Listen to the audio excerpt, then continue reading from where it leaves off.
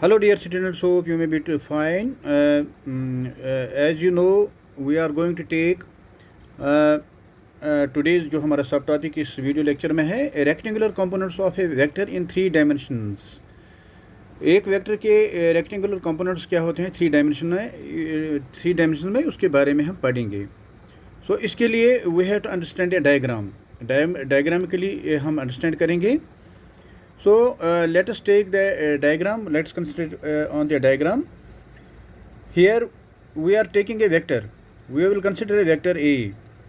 This is a vector A represented by OR as shown in the figure, and we take O as the origin, and we will construct the rectangular parallelepiped.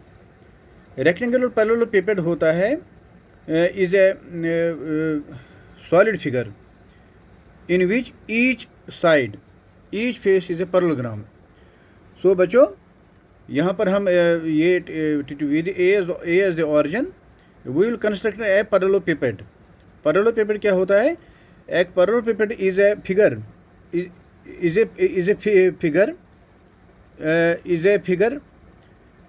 solid figure of which each face is a parallelogram. So we will construct the parallelepiped. A parallelepiped is a solid figure in which each face is a parallelogram. यहाँ पर देखो आप, यहाँ पर each face is a parallelogram. यहाँ से देखो, this each face is a parallelogram. Each face is a parallelogram. So this we have constructed a parallelepiped. So बच्चों, we have considered a vector A represented by OR, and we're taking O as the origin. We have to construct करेंगे हमें parallelepiped. पैरेललोपिपेड जो होता है जिसका एक solid figure होता है जिसका हर कोई फेस होता है पैरेललोग्राम। दैट मीन्स और इसमें होते हैं 3 axes along with 3 rectangular axes. So with O as the origin construct a rectangular parallelepiped with its 3 edges along the 3 rectangular axes, that is X axes, Y axes and Z axes. So बच्चों ये हमने एक parallelepiped construct किया, rectangular parallelepiped construct किया with its 3 edges. इसके 3 edges हैं along the X axes, Y axes and Z axes. Here we note that this vector A represents the diagonal. जो vector A ये रिप्रेजेंट करता है diagonal of the parallelepiped. Also यहाँ पर जो है ए एक्स है, ए वाई है और ए जेड वेक्टर हैं। ये ए एक्स वेक्टर जो है, ए वाई वेक्टर जो है एंड जो ए जेड वेक्टर जो है, they are 3 rectangular components of A along X Y and Z axes. तो बच्चों यहाँ पर ये डायगोनल वेक्टर ए जो है it represents the diagonal of the parallelepiped. Also the A X, A Y and AZ are 3 rectangular components of A along X, Y and Z axes. So we will apply यहाँ पर triangle law of vectors हम apply करेंगे। So we will यहाँ पर आएंगे हम। So we by using triangle of vectors, वो triangle of vectors हम यूज़ करेंगे। that is फिगर में देखोगे आप OR is equal to OT, OR is equal to OT plus TR, OR is equal to OT plus TR। So यहाँ पर figure में देखोगे बाय ट्रायंगल ऑफ वेक्टर्स हम ले लेंगे। यहाँ पर OR जो बराबर है OR is equal to OT। ये यहाँ पर जो ट्रायंगल है बनती है, यहाँ पर दिस ट्रायंगल जो यहाँ पर बनती है, यहाँ पर हम ये जो ट्रायंगल ऑफ वेक्टर जो है उसके हिसाब से जो थर्ड साइड होता है दैट इज OR जो डायगोनल रिप्रेजेंट करता है, वेक्टर ए को रिप्रेजेंट करता है, that is equal to sum of the other 2 sides that is OT plus TR। So इसको हमने रखा यहाँ पर, इसको हमने फर्स्ट रखा। सो यहाँ पर हमने रखा OR is equal to from the figure OT plus TR, इसको फर्स्ट रखेंगे। आल्सो ये हमने ट्रायंगल ऑफ वेक्टर्स यूज़ किया। Also we will use parallelogram law of vectors. So from the figure में हम parallelogram law of vectors use करेंगे। यहाँ पर OT जो बराबर है, OT बराबर है OS प्लस ST। सो यहाँ पर देखोगे आप, यहाँ फिगर में देखोगे आप, पैरेललोग्राम लॉ ऑफ वेक्टर हम यूज़ करेंगे। वो दिस इज ये ओ टी, वो ये अगर हम पैरेललोग्राम ले लेंगे, ये ओ एस टी पी अगर हम पैरेललोग्राम ले लेंगे, यहाँ पर ये पैरेललोग्राम लॉ ऑफ वेक्टर जो होता है, डायगोनल जो होता है पैरेललोग्राम का, O T is equal to O S plus S T. So this parallelogram we are taking O S T P हम पैरेललोग्राम ले रहे हैं, यहाँ पर हम ओ टी इसका डायगोनल है। So as per the parallelogram law of vectors, O T जो बराबर है वो बराबर है O S plus S T. So वही हमने यहाँ पर लिखा पैरेललोग्राम लॉ ऑफ वेक्टर्स में, ओ टी बराबर है O S plus S T figure को देख के, मगर बट एस टी बराबर है ओ पी, क्योंकि एस टी और ओ पी ये parallel sides of the parallelogram हैं। आप फिगर में देखोगे S T is equal to O P because these are the opposite sides of the parallelogram, O S T P figure में देखोगे आप। सो तो यहाँ पर एस टी के बजाय हम लिखेंगे ओ पी। सो यहाँ पर एस टी और ओ पी बराबर है। सो ये वाला एक्सप्रेशन क्या बनेगा, ये बनेगा O T is equal to O S plus S T के बजाय हम लिखेंगे ओ पी। ये हो गया सेकंड। अब हमारे पास इक्वेशन फर्स्ट है, इक्वेशन सेकंड है। We will put equation value of equation second हम करेंगे put into equation first. So ये हमारे पास क्या बनेगा, तो इक्वेशन फर्स्ट क्या रहेगा, यहाँ पर हम ओ टी का वैल्यू दे देंगे, ओ टी का ये वैल्यू दे देंगे फर्स्ट में। सो फर्स्ट में हम ओ टी के बजाय लिखेंगे ये O S plus O P. So हमारा नेक्स्ट जो स्टेप बनता है O R is equal to O S plus O P. ये ओ टी के बजाय हमने लिखा इक्वेशन सेकंड में जो है O S plus O P, because O T is equal to O S plus O P. So from the equation first we get O R is equal to O T plus T R, that means O R is equal to O S plus O P plus O P के बजाय है T R. वो T R यहाँ पर वो O S plus O P, O T के बजाय हमने लिखा O S plus O P from the equation second, and T R is already there plus T are.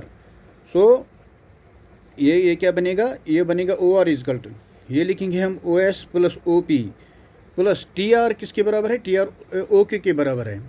आप जो फिगर में देखोगे टी आर जो है, T R is equal to O Q, क्योंकि वो भी पैरेलल साइड है। T R is equal to O Q figure में देखोगे आप, फिगर में देखोगे टी आर जो है टी आर ओ क्यू के बराबर है। सो यहाँ पर आप देखोगे फिगर में आप कंसल्ट करोगे, फिगर में टी आर जो है, टी आर बराबर है ओ क्यू के बराबर। So because these are the opposite sides of the parallelogram, ये पैरेललोपिपेड हमने बनाया। यहाँ पर डायग्राम को दोबारा देखोगे आप, ये जो ओ आर जो है, ओ आर हमने निकला ओ एस, ओ आर हमें निकला किसके बराबर निकला, ओ आर निकला हमें बराबर O S plus O P, O S plus O P plus O Q, मगर O S plus O P plus T R, O S plus O P plus T R, मगर T R के बजाय हमें लिखा T R बराबर है ओ Q के बराबर। ये जो टी आर जो है this is equal to O Q, this ये जो टी आर जो है, ये जो टी आर साइड है इसका, ये जो एज है this is equal to O Q. So यहाँ पर हमने लिखा टी आर के बजाय हमने ओ क्यू क्यों लिखा, because T R is equal to O Q from the figure. So O R a vector के बराबर है, ओ ए वेक्टर रिप्रेजेंट करता है, ओ एस जो है ए जेड रिप्रेजेंट करता है, ओ पी जो है ए एक्स रिप्रेजेंट करता है, और ओ क्यू जो है ये ए वाई रिप्रेजेंट करता है। These are the components of the rectangular components of vector A along X axis, Y axis and Z axis. So यहाँ पर हमने ओ एस के बजाय ए एक्स है, ओ पी के बजाय ए वाई है, ए एक्स है, ओ एस के बजाय ए जेड है। ओ एस ए जेड को रिप्रेजेंट करता है फिगर में, ओ पी ए एक्स को रिप्रेजेंट करता है फिगर में, और ओ क्यू ए वाई को रिप्रेजेंट करता है फिगर में।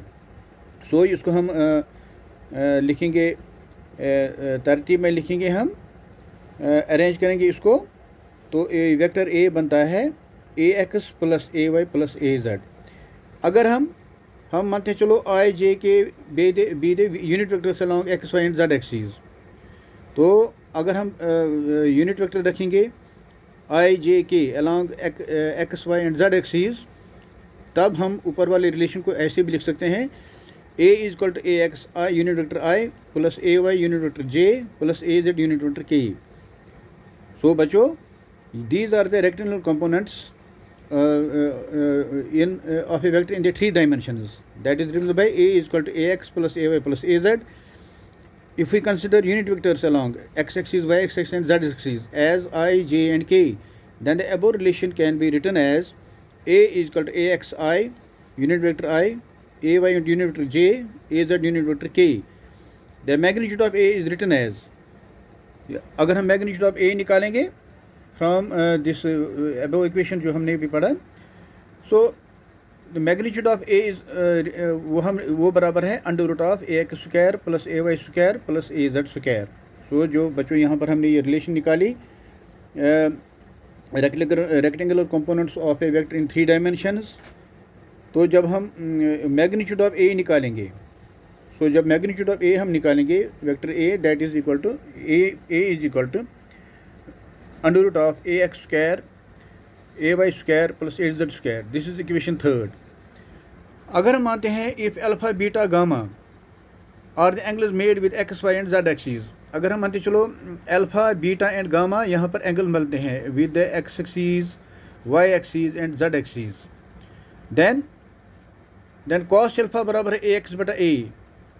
कॉस अल्फा जो बराबर है वो बराबर होता है ए एक्स बटा ए, और ए एक्स बराबर है A cos alpha.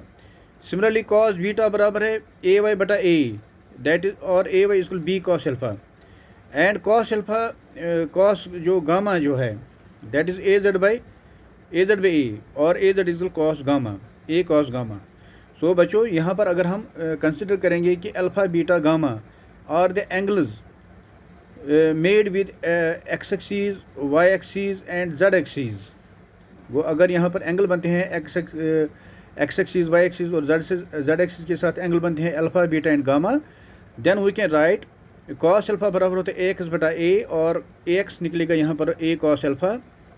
Cos beta बराबर है A Y by B, A Y by A, और A Y is equal to A cos beta. Similarly cos gamma, this cos gamma बराबर है ए जेड बाई ए, यहाँ पर करेक्शन है gamma A Z by A, और A Z निकलेगा बराबर A cos gamma. So here cos alpha, cos beta और cos gamma, they are called direction cosines of a vector. यहाँ पर बच्चों आप देखोगे, आप ये जो कॉस अल्फा लिखा हमने, कॉस बीटा और कॉस गामा है, they are called the direction cosines of the vector.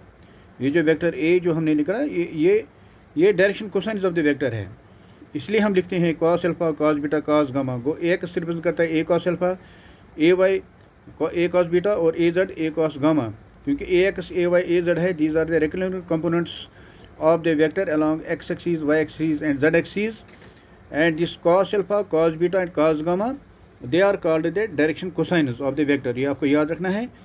So putting the values of A Z A X A Y and A Z, ये जो ए एक्स है ए वाई है ए Z है, ये तीनों का वैल्यू हम पुट करेंगे इक्वेशन 3rd में, इस इक्वेशन में 3rd करेंगे, इसमें करेंगे पुट अप। सो यहाँ पर क्या निकलेगा, बनेगा ये बनेगा ए स्क्वायर, यहाँ पर स्क्वायरिंग करेंगे, जब स्क्वायरिंग करेंगे तो ये बनेगा A X A square equal to X square plus A Y square plus A Z square. So तो यहाँ पर पुट करके जब हम वैल्यू दे देंगे, ये बनेगा A square cos square alpha, A square equal A square cos square alpha plus A square cos square beta plus A square cos square gamma.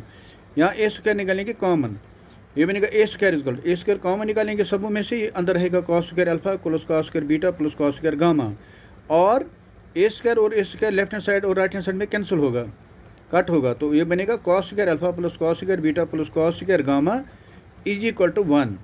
So बच्चों, जब यहाँ पर ए स्क्वायर और ए स्क्वायर यहाँ पर कैंसिल कट हो जाएगा, यहाँ 1 रहा लेफ्ट हैंड साइड में, राइट हैंड साइड में क्या रहा, cos square alpha plus cos square beta plus cos square gamma.